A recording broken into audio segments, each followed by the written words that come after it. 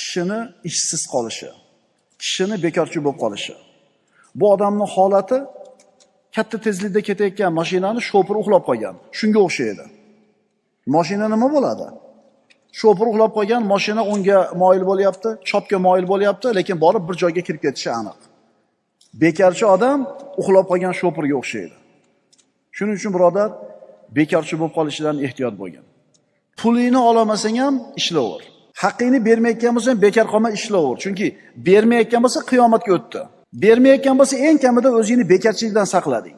Ana shu qadimgi faylosoflardan Buzurgi Mehr aytadiki, agar biron ish bilan bandlik, shijoat makoni bo'lsa, u holda bekorchilik fasodlar makonidir.